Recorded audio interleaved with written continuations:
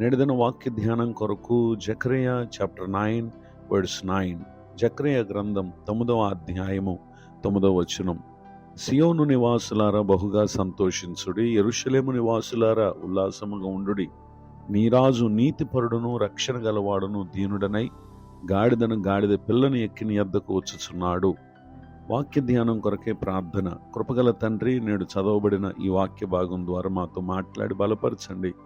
యేసు క్రీస్తు నామములో ప్రార్థిస్తున్నాను తండ్రి, ఆమేన్. చదవబడిన ఈ వాక్య భాగంలో ప్రవక్త జకరియా గారి ద్వారా దేవుడు తన ప్రజలకు తెలియపరుస్తున్న ఒక సంతోషకరమైనటువంటి సంగతులను ఇక్కడ మనం చూస్తున్నాం. ఈ సంగతులు క్రీస్తు పూర్వం 520లో తెలియపరచబడినటువంటి విషయాలు.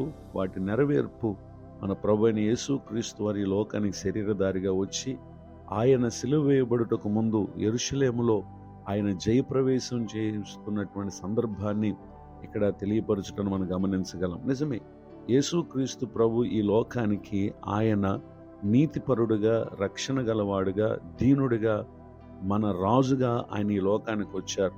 ఆయనే సాతాను రాజ్యంలో లేక సాతాను బంధకాల్లో ఉన్నటువంటి మనలను విడిపించుటకు శక్తిమంతుడైనటువంటి దేవుడిగా ఆయన జయప్రవేశం చేశారు. గనుకనే ఇక్కడ రాయబడినటువంటి మాట చెప్పేది ఏంటంటే, సంతోషించండి, ఉల్లాసంగా ఉండండి.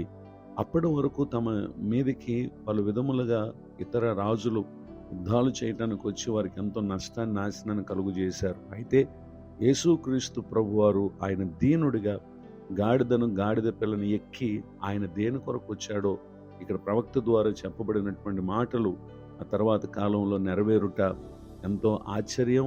అంత మాత్రమే కాక ఈ దినం తమ జీవితంలోనికి లేక జయప్రవేశం చేసిన యేసుక్రీస్తును బట్టి యెరూషలేము పట్టణంలో ఉన్నటువంటి ప్రజలందరూ కూడా సంతోషించారు.